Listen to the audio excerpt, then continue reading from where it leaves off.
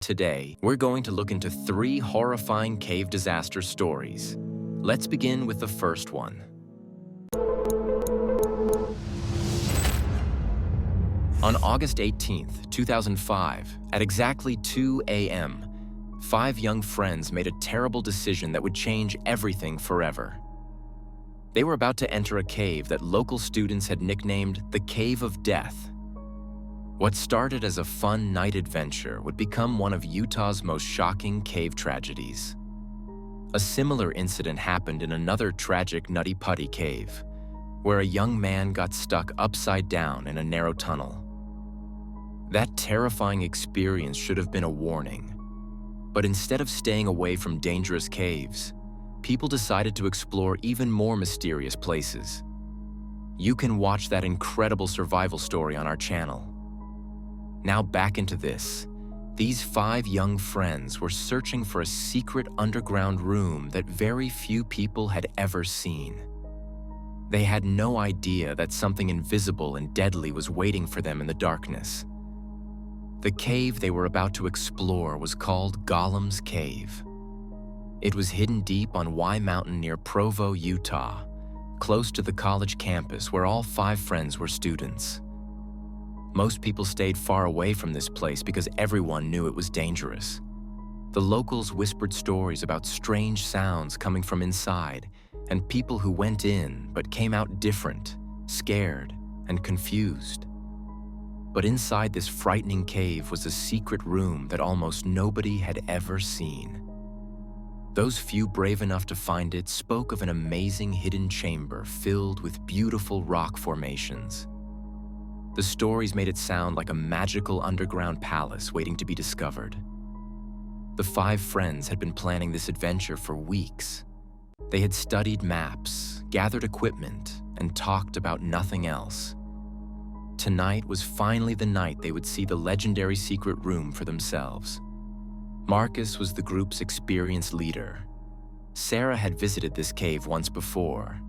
Jake loved dangerous adventures. Emma was known for being fearless, and Tommy was the youngest and most cautious of the group.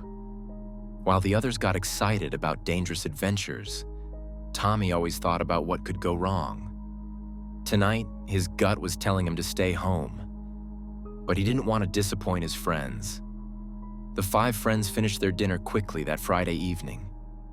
They had chosen Friday night because none of them had classes the next day, which meant they could spend as much time as they wanted exploring without worrying about getting up early. Sarah told them detailed stories about the secret cave room. She described how there was a hidden underwater tunnel that led to the most amazing chamber she had ever seen. The walls were covered with beautiful rock formations that looked like frozen waterfalls and crystal chandeliers. She said the room was big enough for all of them to stand up and walk around comfortably. The others got more and more excited as she talked. They imagined themselves as brave explorers discovering hidden treasures deep underground. Only Tommy felt a cold knot of fear growing in his stomach. Something about Sarah's story didn't feel right to him. When he asked her specific questions about the underwater tunnel, her answers were vague and uncertain. Despite his worries, Tommy didn't want to be the one to ruin everyone's excitement. They decided to leave right away while they were all feeling brave and excited. Tommy finally made the decision that probably saved his life. He told them he would drive them to the cave and wait outside while the other 4 went in to explore. He said he would be their safety person, ready to call for help if anything went wrong. His friends were disappointed that he wouldn't be coming with them on the full adventure, but they understood. They gathered their equipment quickly. Marcus brought a powerful waterproof flashlight and extra batteries. Emma packed some snacks and water bottles. Jake brought a rope in case they needed help through difficult spots. Sarah brought a backup flashlight and dry clothes to change into after getting wet in the underwater tunnel. The drive to Y Mountain took them along dark, winding roads that twisted up into the hills. At exactly midnight, they reached a small dirt parking area hidden in the forest. They had to park far from the cave entrance because the mountain roads didn't go all the way up. When they turned off the car engine, the silence was immediate and complete. Then slowly, they began to hear the sounds of the mountain forest at night. Marcus turned on his flashlight, and the bright beam cut through the darkness. But somehow, the light only made the shadows look darker and more threatening. They started walking up the steep, rocky trail that would take them to the cave entrance. The path was much harder to follow in the dark than any of them had expected. Loose rocks rolled under their feet, making them slip and stumble. After 30 minutes of difficult hiking, they finally reached the area where the cave entrance should be located. They spent 20 long minutes searching through rocks and bushes before Sarah finally spotted the cave opening. When their flashlight beams hit the entrance, it looked much smaller and more frightening than any of them had imagined. The opening was barely 3 feet high and seemed to disappear into complete blackness just a few feet inside. The sound of running water echoed up from deep inside the cave, creating an eerie, hollow noise that made them all feel uneasy. The cave entrance looked exactly like a large storm drain cut into the side of the mountain. Cold, damp air flowed out of the opening, carrying strange smells of wet rock, mud, and something else they couldn't identify. Despite the scary appearance, they had come too far to turn back now. Marcus checked their main flashlight carefully to make sure the batteries were fresh. Emma tied her long hair back in a tight ponytail. Jake rolled up his pants legs as high as they would go, preparing for the cold water he knew they would encounter inside. Tommy looked at the dark cave entrance and felt sick with worry. Everything about this place felt wrong to him, but they were already getting ready to go inside, and he knew nothing he said would change their minds. One by one, his 4 best friends disappeared into the black hole in the mountain. Tommy stood alone in the forest, listening to their voices and splashing sounds getting quieter and quieter as they crawled deeper into the cave. Soon, he could hear nothing at all except the wind in the trees and his own worried breathing. The cold water inside the cave hit them like a shock of electricity. The water was only about 6 inches deep, but it was so cold it took their breath away. Within seconds, their pants and shoes were completely soaked, and the icy water began seeping through their clothes to their skin. The tunnel floor was covered with sharp, slippery rocks that hurt their hands and knees as they crawled. Every surface was wet and slimy, making it nearly impossible to get a good grip.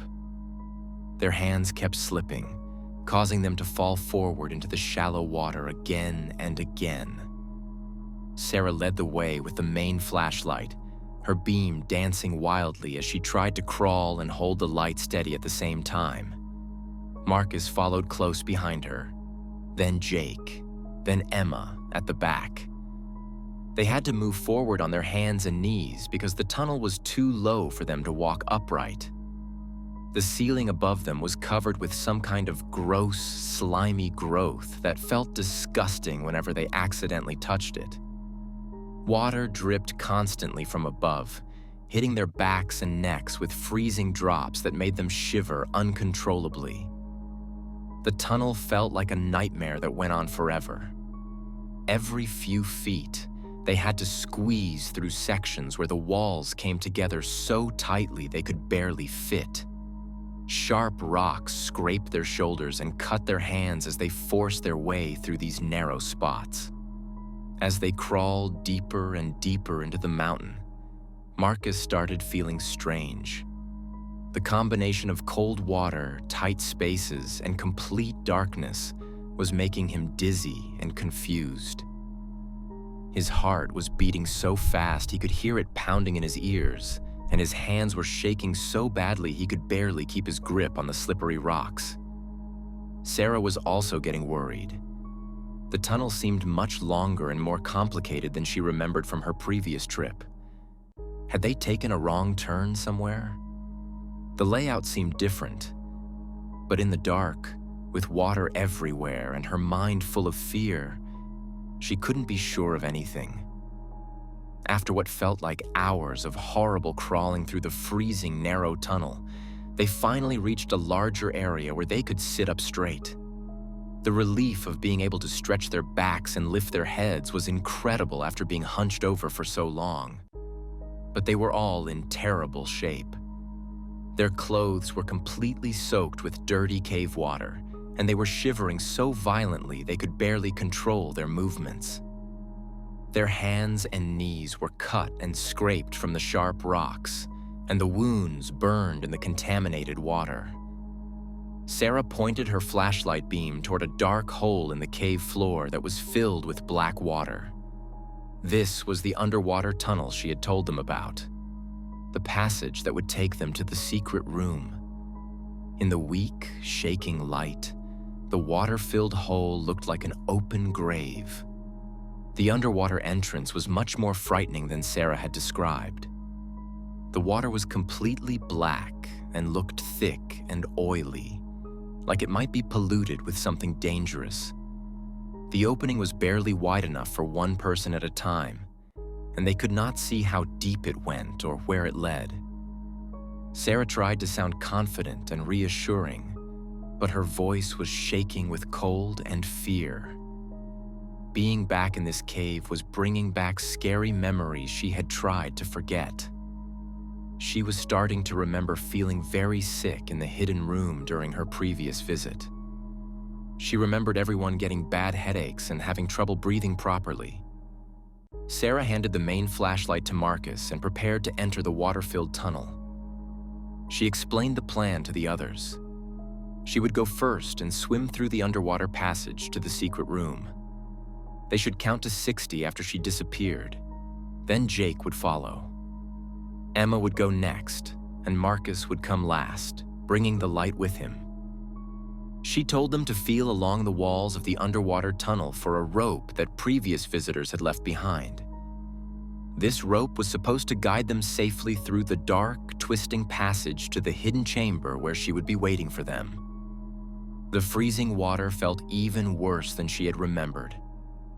As her body slipped into the black tunnel, it felt like thousands of ice-cold needles were stabbing her all at once. The shock was so intense that she almost gasped underwater, which would have filled her lungs with the contaminated cave water. In the complete darkness of the underwater tunnel, she searched desperately for the rope that was supposed to guide her way. But her fingers were already too numb from the cold to feel anything properly, and she could not find the rope anywhere along the tunnel walls. Without the rope to guide her, Sarah was swimming blind through a maze of underwater passages. Her lungs started burning with the need for air, and panic began to set in. Finally, just seconds before she would have passed out from lack of oxygen, she felt the tunnel angling upward. She followed it desperately and broke through the surface into what she hoped was the secret room. But something was terribly wrong with the air in the chamber. As soon as she tried to take her first breath, she felt dizzy and sick to her stomach. The air tasted strange and metallic, like she was breathing through a dirty piece of metal. Within seconds, her head started pounding with a severe headache that felt like someone was hitting her skull with a hammer. She tried to call out to warn her friends not to come, but her voice came out as barely a whisper. With each breath she took, she felt weaker and more confused. Her vision became blurry, and her thoughts started getting mixed up and unclear. Back in the main cave, her three friends waited nervously for some kind of signal from Sarah. When several minutes passed and they heard nothing, Jake decided that everything must be going according to plan. He prepared himself for his own terrifying journey through the underwater tunnel. Jake's swim through the black water was a complete nightmare. Without any light, he couldn't see anything in the water around him. The cold attacked his muscles immediately, making them stiff and unresponsive. Like Sarah, He quickly discovered that he couldn't find the rope that was supposed to help guide him through the maze.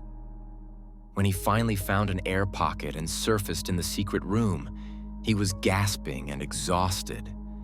But breathing the air in the chamber was almost as difficult as holding his breath underwater had been. Each breath felt insufficient, like the air was missing something essential that his body needed to survive. Emma prepared herself for her turn in the underwater tunnel. She was frightened, but she didn't want her friends to think she was a coward.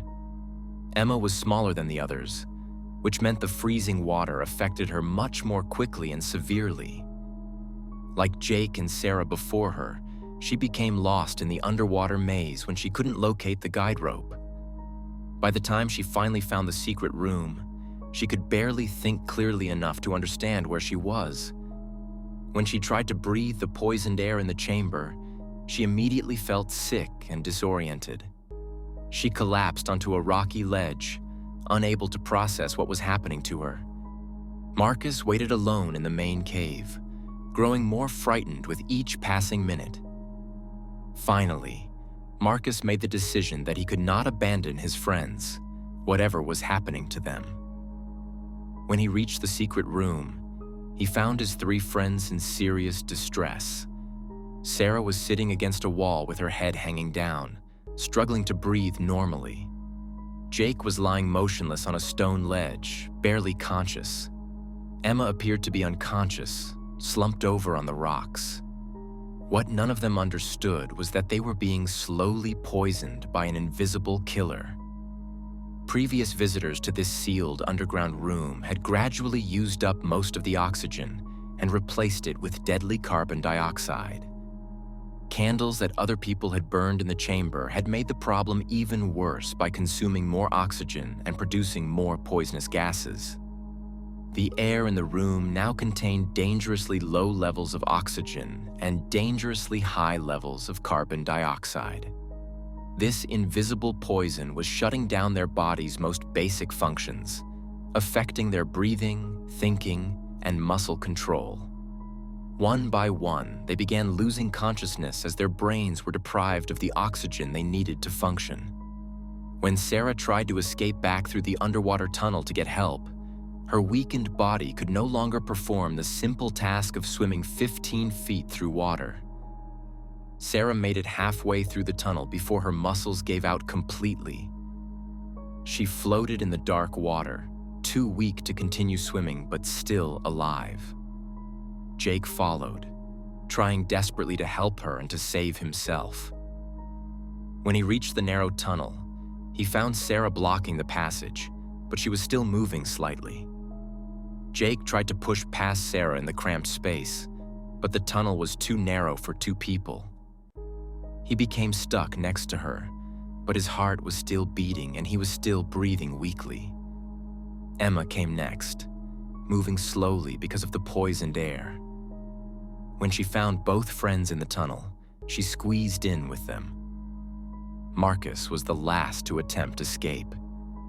He was extremely weak, but he was still conscious and moving. When he found all 3 friends crowded into the narrow tunnel, he joined them in the confined space. Now all 4 friends were trapped together in the underwater passage, only 15 feet from safety, but too weak to complete the swim that would save their lives. Outside the cave, Tommy waited through the longest night of his life. Hours passed, and his friends had not returned.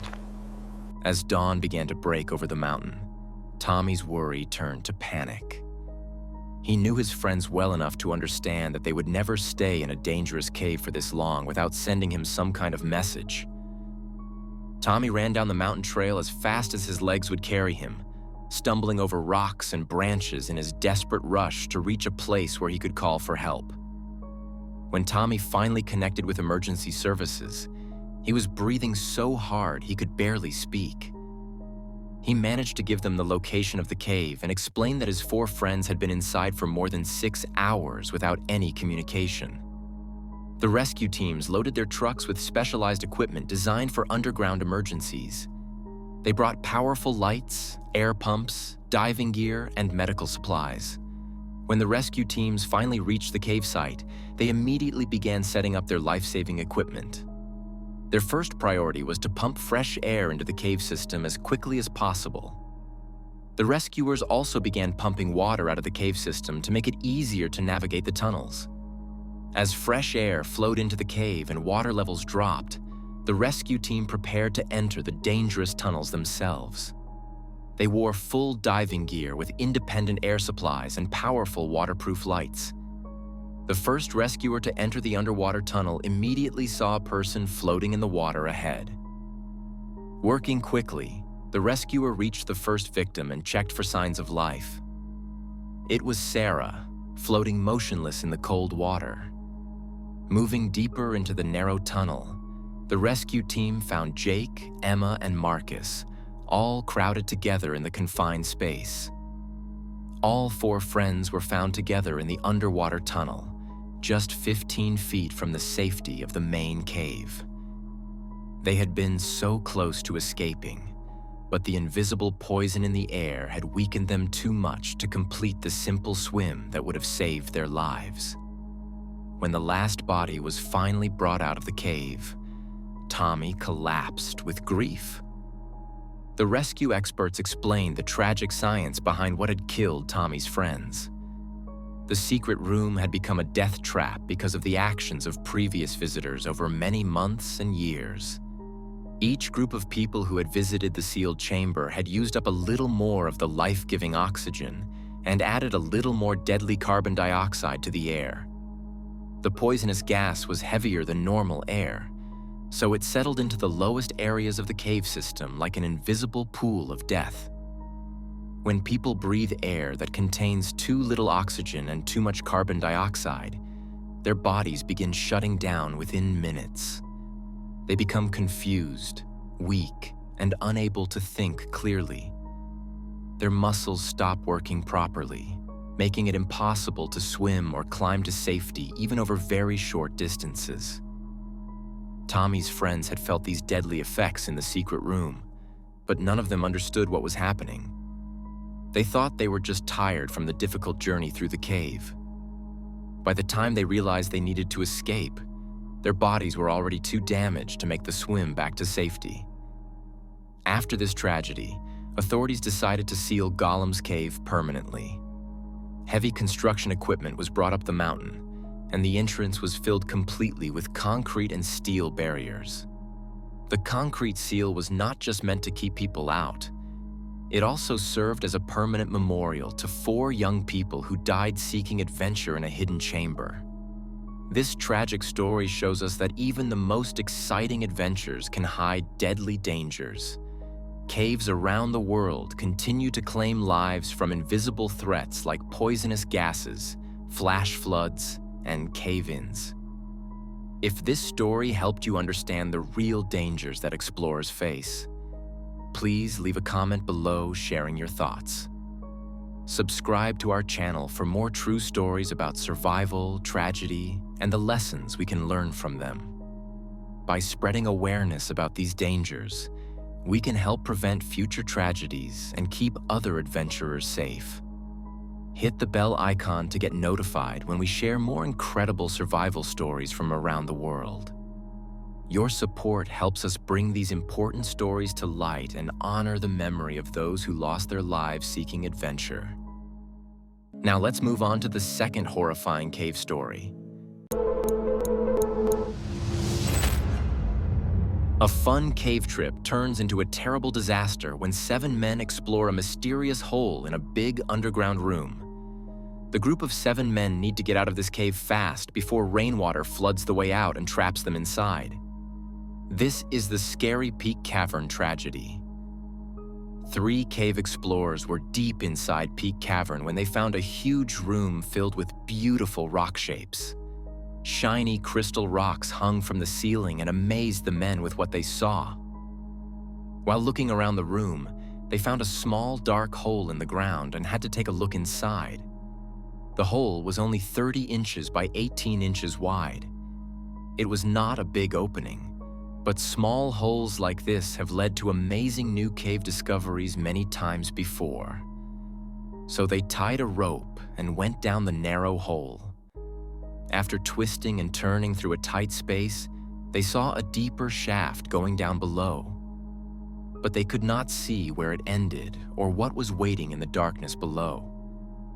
The men went back home that day and planned to return later. They had no idea that their next trip would create a situation so scary that expert rescue workers would give up trying to help. Something dangerous was hiding in that narrow shaft that would change everything. What looked like a harmless hole in the ground was about to become a deadly trap that would shock cave explorers everywhere. Peak Cavern sits deep in England's Peak District, near the quiet village of Castleton in Derbyshire. This massive cave system has attracted explorers for centuries, with its enormous entrance chamber that can fit an entire cathedral inside. But in March 1959, 3 experienced cavers were about to discover something that had remained hidden for thousands of years. The 3 men had been exploring the deepest sections of the cave, far beyond where tourist groups ever venture. They had crawled, squeezed, and swam through difficult passages for over 2 hours to reach a spectacular chamber decorated with crystal formations. Stalactites hung from the ceiling like frozen waterfalls, and the men stopped to admire the natural beauty that few human eyes had ever seen. As they explored this magnificent chamber, one of the cavers noticed something unusual. In the floor of the cavern was a small, dark opening. The hole was only 30 inches by 18 inches, barely big enough for a person to squeeze through. Most people would have glanced at it and moved on. But cavers think differently. They know that some of the greatest underground discoveries in history have started with tiny holes just like this one. The 3 friends couldn't resist taking a closer look. They tied a safety rope around their smallest team member, 17-year-old Bob Toogood, and carefully lowered him into the opening. What Bob found below was both exciting and mysterious. The small entrance led to a narrow shaft that twisted downward in a corkscrew pattern. He could see it continued for at least 40 feet, but the twisting walls made it impossible to see where it ended. The discovery was thrilling, but the men knew they weren't prepared for a proper exploration. They needed more equipment, more people, and a better plan. So they carefully marked the location and made arrangements to return in a few weeks with a full expedition team. They had no idea they were planning what would become one of the most tragic accidents in British caving history. On Sunday, March 22, 1959, 7 cavers gathered at the entrance to Peak Cavern. The weather was cold and damp, with threatening clouds overhead that promised rain later in the day. The night before, the British Speleological Association had held their regular meeting in Castleton, and word of the mysterious shaft had spread among the local caving community. Among the excited group was 20-year-old Neil Moss, a brilliant philosophy student from Oxford University's prestigious Balliol College. Neil was tall and lean, standing 6 feet 3 inches, with the kind of thin build that was perfect for squeezing through tight underground spaces. He had heard about the discovery and was eager to be part of what might be a significant find. The team included Peter Crabtree, one of the original discoverers, along with Bob Toogood and several other experienced cavers. They had spent weeks planning this expedition, carefully selecting equipment and discussing strategies. They brought rope ladders, safety ropes, emergency supplies, and their carbide lamps, the best lighting technology available in 1959. These acetylene lamps were nicknamed Stinkies because of their distinctive smell, but they provided reliable light that could last for days on a single fuel canister. The lamps gave good general illumination for walking through cave passages, though they weren't as focused as modern flashlights. More importantly, while they did consume oxygen, They didn't produce dangerous carbon monoxide like some other lighting options. The men suited up in their goon suits, waterproof coveralls that would protect them from the wet, muddy conditions they would face underground. They checked their equipment one final time, went over their plan, and entered the cave. None of them could have imagined the horror that awaited them in the depths below. The path to reach the mysterious chamber was one of the most challenging routes in Peak Cavern. The men started in the main show chamber near the entrance, a huge space with permanent lighting installed for tourists. But beyond this comfortable area lay nearly 2,000 feet of some of the most difficult underground passages in England.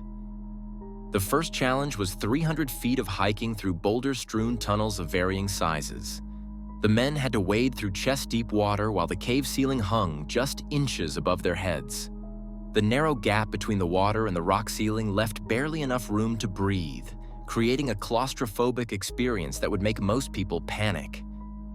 Next came the infamous Mucky Ducks Passage, where high water levels forced the cavers to duck under dangerous rock overhangs. The passage was incredibly slippery and muddy, covering every man in a thick coating of cave mud that would actually help them squeeze through tight spaces later in the journey. After 600 more feet of difficult travel, the men reached Pickering's Passage, where the cave narrowed dramatically.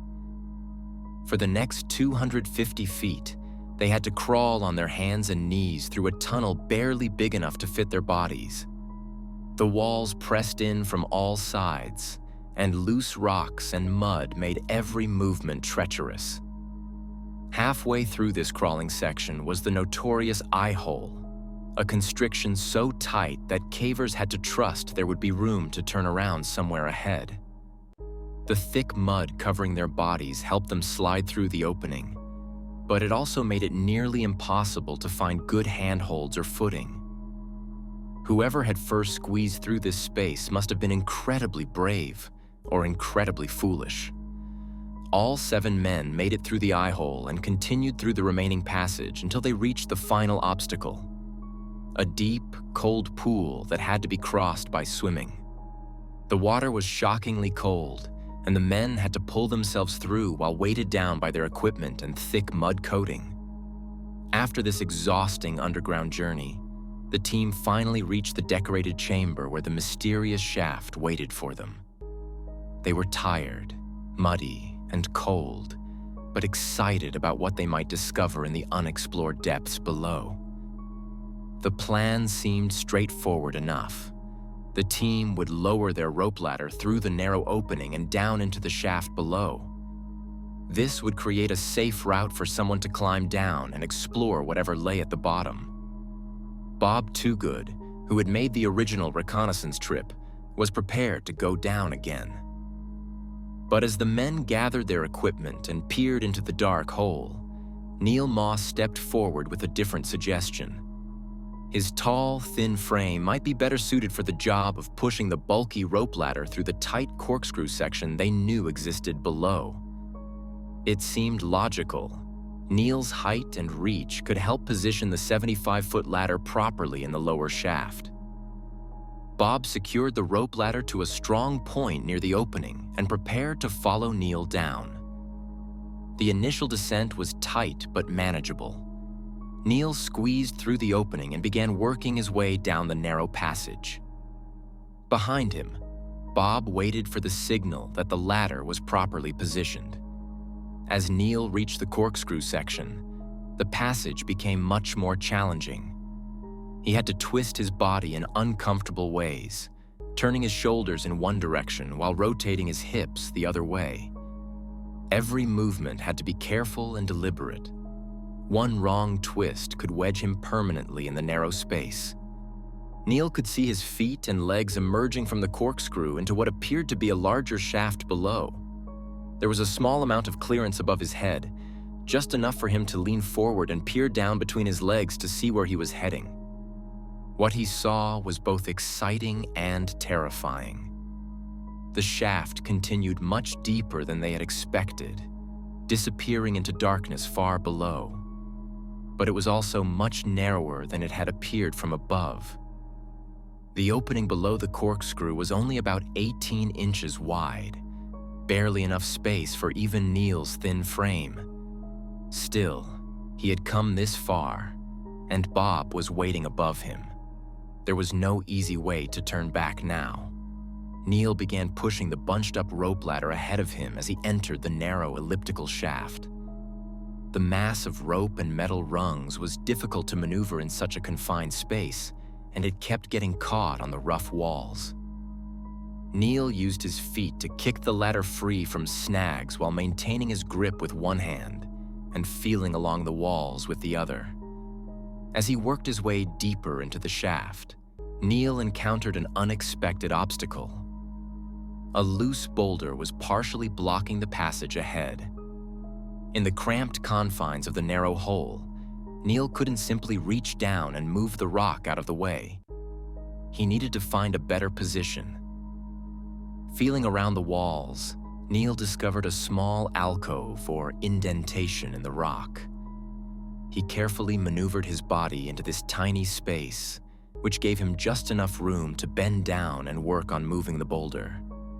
The effort was exhausting after the long journey to reach this point, and the uncomfortable position made it even harder. Neil managed to dislodge the boulder, but his success created an even bigger problem.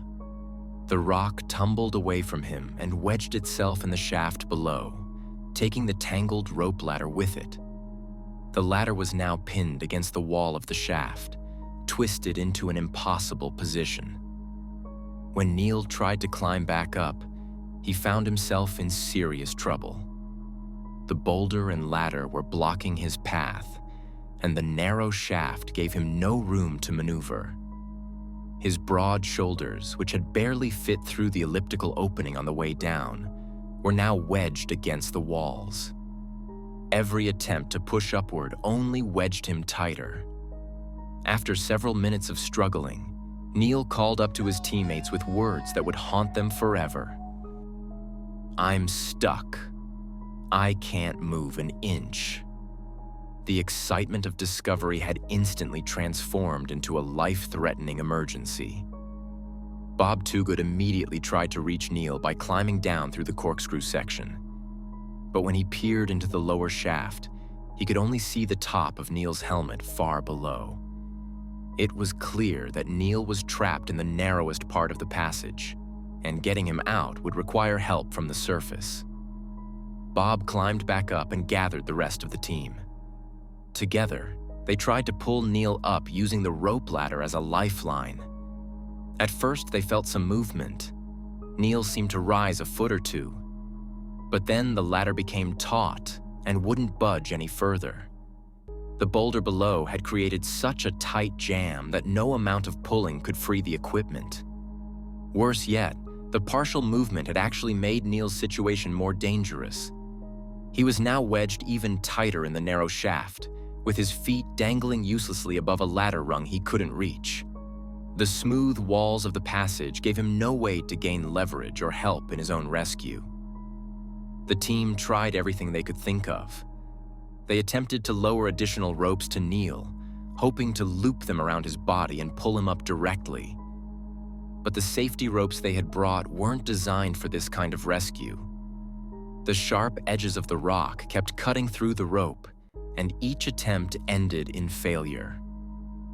After more than an hour of unsuccessful rescue attempts, the men realized they needed outside help. Bob Toogood volunteered to make the dangerous journey back to the surface alone, leaving the others to continue working on freeing Neil. Bob's solo trip to the surface was a nightmare of mud, water, and tight squeezes. He had to navigate every challenging passage they had overcome as a team, but now he was alone, exhausted and racing against time. The eye hole, the Mucky Duck's passage, the underwater sections. Every obstacle seemed twice as difficult when he was worried about Neil trapped below. When Bob finally reached the surface after 2 grueling hours, he immediately contacted local farmers and called the police. Word spread quickly through the small caving community, and soon cavers from across the region were dropping everything to come help with the rescue. Bob collected strong nylon rope from nearby Whiteleaf Farm and began the exhausting journey back underground. Carrying hundreds of feet of heavy rope through the tight passages was incredibly difficult, but he pushed himself to move as quickly as possible. Every minute counted. Meanwhile, underground, the situation was becoming more desperate. Neil had been trapped in the narrow shaft for several hours, and his teammates could hear the exhaustion and fear in his voice. They continued trying different rescue techniques, but nothing was working. The space was simply too narrow and the angle too awkward. When Bob returned with the new rope, the team hoped they finally had what they needed to pull Neil free. Bob was small enough to squeeze down close to where Neil was trapped, and his job was to get a rescue rope properly positioned around Neil's body. But as Bob descended into the lower shaft, something terrifying happened. He began to feel dizzy and weak. His vision started to blur, and he had trouble thinking clearly. Within minutes, he was struggling to stay conscious and had to be pulled back to safety immediately. The rescue team had discovered something that made Neil's situation infinitely worse. The narrow shaft was filling with carbon dioxide from Neil's own breathing. In the confined space, his exhaled breath had nowhere to go and was building up around his head like a deadly invisible cloud. Ron Peters, a small, compact caver who stood only 5 feet tall, volunteered to try reaching Neil by going down head first. The idea was that his smaller size and different angle might allow him to get close enough to position a rescue rope. But within minutes of reaching Neil's position, Peters also began to feel the effects of carbon dioxide poisoning. He managed to call for help before losing consciousness and had to be pulled up quickly. The discovery sent shockwaves through the rescue team. Not only was Neil physically trapped in an impossible position, but the air around him was becoming toxic to anyone who tried to help. Several more rescuers attempted to reach him, but each one was overcome by the deadly gas and had to be pulled to safety. The team immediately sent word to the surface requesting oxygen tanks and emergency medical equipment. Time after time they tried, only to find that courage was not enough. And still Neil was breathing. Perhaps the oxygen cylinders would keep him alive and give the rescuers time to make new attempts. Hospital workers responded by sending dozens of oxygen cylinders, which had to be carried through all the same difficult passages the original team had navigated. Volunteers formed human chains to pass the heavy tanks through underwater sections, tight crawls, and muddy squeezes. The rain that had been threatening all day finally began to fall, making the already dangerous cave passages even more treacherous. Water levels in the flooded sections were rising, and the mud was becoming deeper and more slippery. Each trip to carry equipment took longer and became more dangerous. When the oxygen equipment finally reached Neil's location, rescuers fed a tube down the narrow shaft and began pumping fresh air toward him. The hope was that this would clear the carbon dioxide and allow both Neil and potential rescuers to breathe safely. But the physics of the situation worked against them. The narrow shaft acted like a chimney with the heavy carbon dioxide. The tragic story of Neil Moss reminds us how quickly adventure can turn deadly and why we must learn from these heartbreaking incidents. What are your thoughts on this cave disaster? Could it have been prevented with today's technology?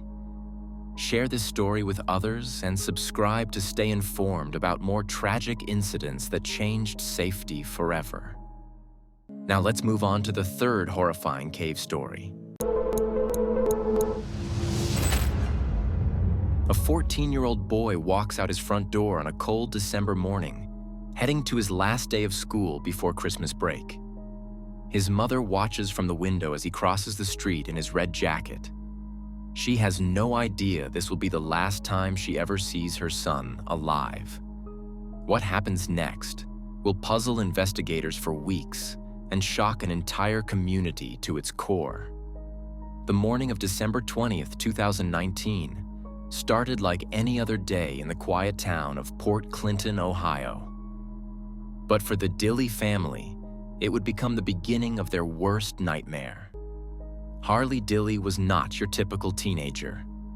At 14 years old, he stood just 4 feet 9 inches tall and weighed only 100 pounds. Despite his small size, he had a big personality and loved playing video games. However, Harley faced daily challenges that many kids his age didn't understand. He had been diagnosed with high-functioning autism and something called oppositional defiant disorder, which made it hard for him to follow rules and get along with authority figures. The relationship between Harley and his parents had become strained in recent weeks. Arguments were becoming more common, and the latest fight was about a broken cell phone that his parents refused to replace. Money was tight in the Dilley household, and replacing electronics wasn't always possible. This made Harley angry and frustrated. On that Friday morning, Harley had asked his mother if he could stay home from school. It was the last day before winter break, and he knew they probably wouldn't do much real work anyway. His mother said no. She told him he needed to go to school like every other day. Harley was upset, but he put on his red puffer jacket and gray sweatpants and left the house around 7 a.m. What his mother didn't know was that Harley had made a different decision. Instead of walking to Port Clinton High School, he was planning to hide somewhere until his mother left for work. Then he could sneak back home and spend the day playing his beloved video games. The last image of Harley alive was captured on a neighbor's security camera. The footage shows a small figure in a red jacket crossing the street in front of his house. He looks like any other student walking to school on a winter morning. No one watching that video could have imagined the terrible fate that awaited this young boy. When Harley didn't come home Friday evening, his mother wasn't immediately worried. Their recent arguments had led to Harley running away before, usually to a friend's house. He would typically cool off overnight and return the next morning, hungry and ready to apologize. This pattern had happened several times before. But Saturday morning came and went. No Harley. Saturday afternoon passed. Still no sign of him. As Saturday evening approached, the Dilley family realized this time was different. Harley had never stayed away this long before. At nearly midnight on Saturday, December 21st, they finally called the Port Clinton Police Department to report their son missing. Police officer took the report seriously, but the timing raised some questions. Why had the family waited over 40 hours to report their child missing? The parents explained about Harley's previous runaways and their belief that he would return on his own. They described his behavioral challenges and the recent arguments about the cell phone. Port Clinton is a small lakeside town with a population of just over 6,000 people. Everyone knows everyone else's business. When word spread that Harley Dilley was missing, the entire community sprang into action. Police Chief Robert Hickman immediately organized search teams. They checked with all of Harley's friends, classmates, and extended family members. They searched local parks, abandoned buildings, and wooded areas. But there was one major problem. Despite all their efforts, no one had seen or heard from Harley since Friday morning. Not a single person could provide any information about where he might have gone. It was as if he had simply vanished into thin air. The timing couldn't have been worse. Christmas was just days away, and the police department was running with limited staff. But Chief Hickman was determined to find this missing boy. He called in help from multiple agencies, including the Bureau of Criminal Investigation, the U.S. Marshal Service, the State Highway Patrol, the FBI, and the Ohio Department of Natural Resources. Days turned into weeks. The search expanded to cover over 150 acres of land around Port Clinton. Volunteers joined law enforcement officers in combing through every possible hiding spot. They used search dogs, helicopters, and even underwater teams to search Lake Erie. The community held prayer vigils and raised money for search efforts. But still, nothing. No clues, no sightings, no evidence of where Harley might be. As the investigation continued, whispers began to spread through the small town. Some people started questioning the parents' story. Why had they waited so long to call police? Had they done something to their own son? The suspicion was painful for the Dilly family, who were already suffering from their child's disappearance. I love you, Harley. Please come home. Please, Investigators thoroughly examined every possibility. They looked into whether Harley had been kidnapped. They investigated whether he had run away to a different city. They even considered whether his parents might have harmed him. But every theory led to dead ends. There was simply no evidence to support any of these ideas. 3 weeks passed. Then 4 weeks. The case was growing cold, and investigators were running out of leads. Chief Hickman made a difficult decision. They would start the investigation over from the very beginning. Maybe they had missed something important. Chief Hickman partnered with a fresh investigator from the Bureau of Criminal Investigation named Lori Braunschweiger. Since she was new to the case, she wanted to examine everything with fresh eyes. They decided to retrace Harley's last known steps, starting from his house and following the exact path shown in the surveillance video. The video showed Harley crossing the street toward an empty house directly across from his family's home. This house had been searched before, but only from the outside.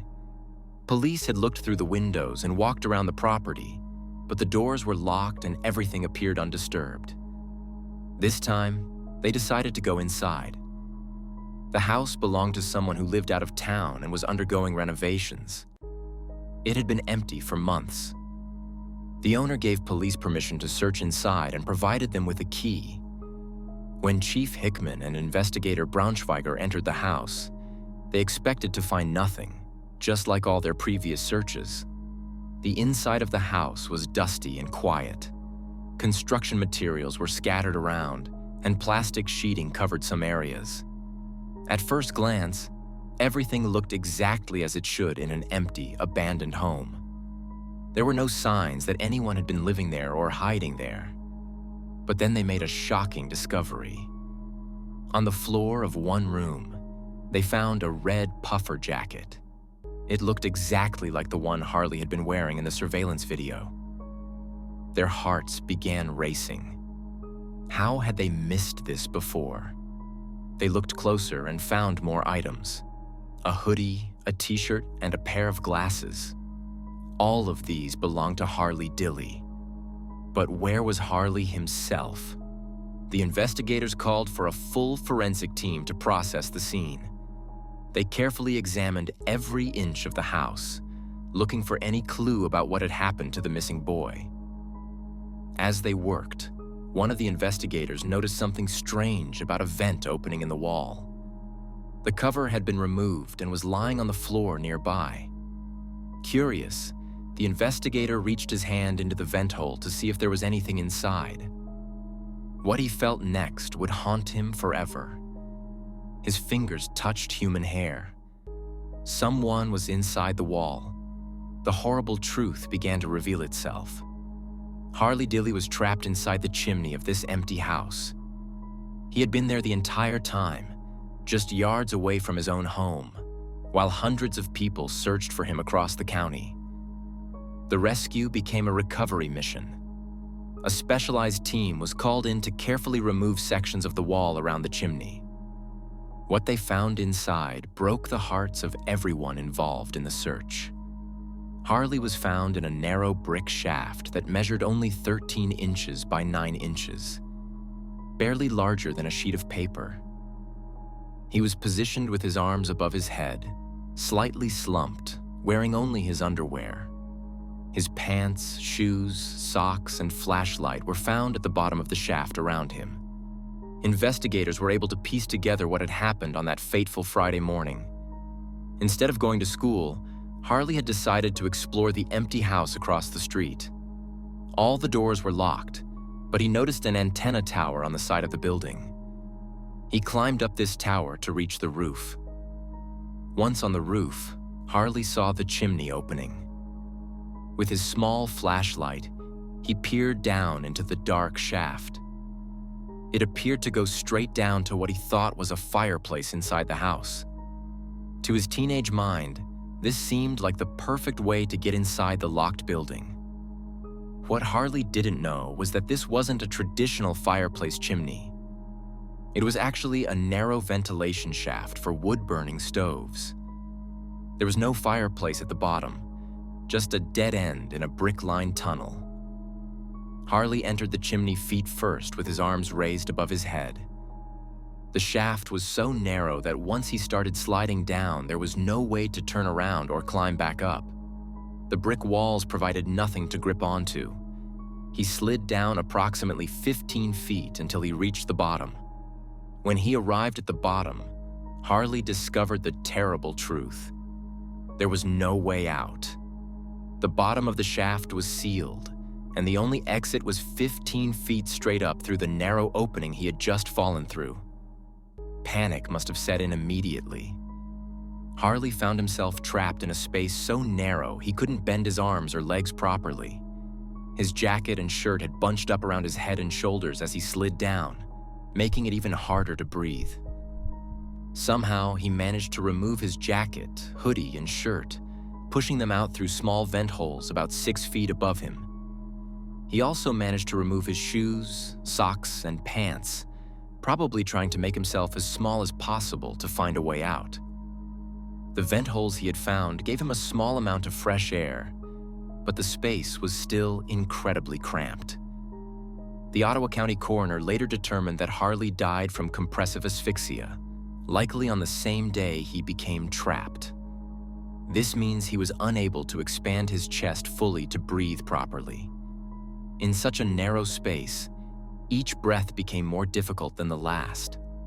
His oxygen levels would have slowly decreased as his body used up the limited air available. The most heartbreaking aspect of this tragedy is how close Harley was to help the entire time. He was trapped just across the street from his own home. His family was sleeping, eating, and going about their daily lives, not knowing their son was dying just yards away. For 23 days, while hundreds of people searched lakes, forests, and distant towns, Harley remained in that chimney.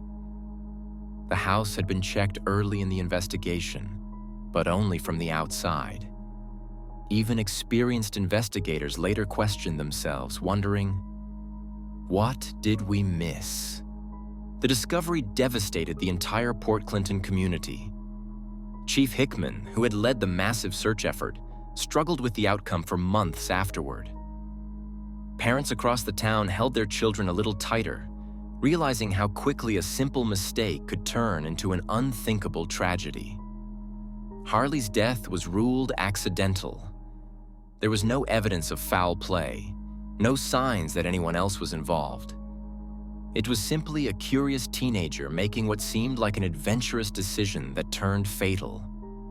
The investigation revealed that Harley had probably thought he was being clever, finding a secret way into the locked house. The narrow chimney shaft that trapped Harley was designed for ventilation, not human passage. Even for someone as small as Harley, squeezing through the opening required significant effort. Once inside, the physics of the situation made escape impossible. The walls were too smooth to climb, the space too narrow to maneuver, and the distance too great to jump back up. This case changed how search and rescue operations approach missing person cases in Ohio. The Ohio Attorney General's office later released detailed files about the investigation to help other law enforcement agencies learn from this experience. The report emphasized the importance of thoroughly searching all buildings in the immediate area where someone disappeared, even if they appear secure and undisturbed. The Harley Dilley case also highlighted the unique challenges faced by children with autism and behavioral disorders. These children may make decisions that seem illogical to adults, but make perfect sense to them in the moment. They might seek out quiet, isolated spaces when feeling overwhelmed or upset. Understanding these behavioral patterns can be crucial in search efforts. For the Dilley family, the discovery brought both closure and new grief. They finally knew what had happened to their son, but the knowledge of how he died was almost unbearable. The image of Harley trapped and alone in that dark, narrow space haunted everyone involved in the case. The community of Port Clinton came together to support the family during this impossible time. Memorial services were held, and counseling was provided for students and residents who had participated in the search efforts. Many people needed help processing the trauma of this unexpected ending. The investigation also revealed important details about the last few days of Harley's life. He had been struggling at school and at home. The arguments with his parents had been increasing, and he felt misunderstood and frustrated. On that Friday morning, his decision to skip school wasn't just about avoiding one day of classes. It was about taking control in a situation where he felt powerless. The empty house across the street had probably caught Harley's attention many times before. Children are naturally curious about abandoned buildings, and for a boy who felt restricted at home and school, the idea of having a secret hideout would have been very appealing. The antenna tower leading to the roof would have seemed like an exciting challenge rather than a dangerous risk. What makes this story even more tragic is how preventable it was. If Harley had simply waited a few more hours, his mother would have left for work and he could have returned home safely. If the house had been secured differently, or if the chimney had been properly capped, this accident never would have happened. If he had told even one person about his plan, they might have talked him out of it. The technical details of how Harley became trapped paint a picture of a situation that became impossible very quickly.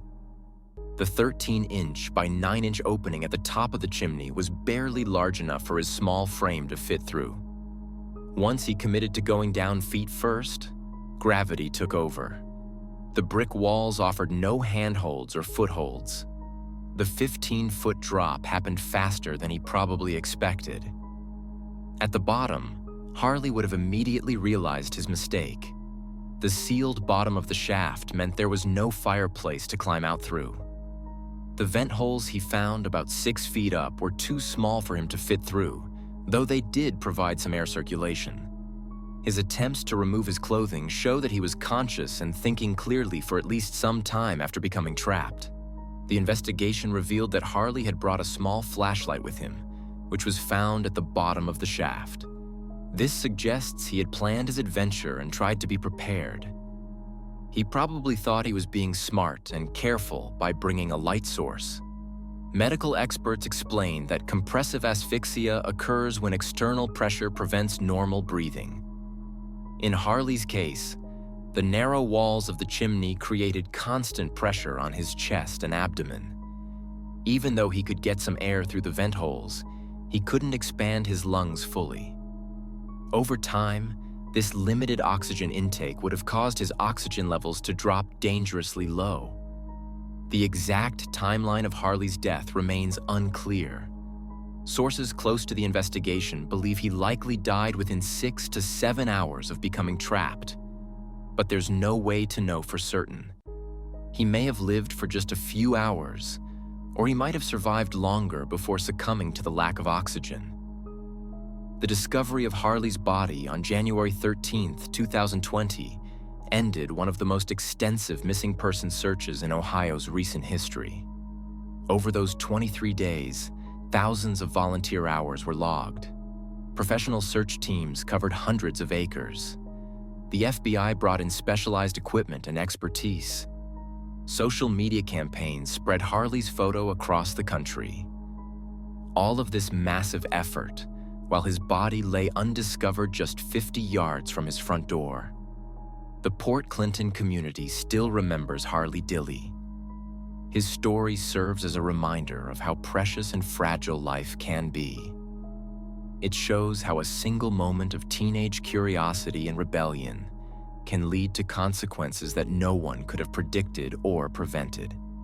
The investigation files released by the Ohio Attorney General's office provide a detailed look at every aspect of the search and discovery.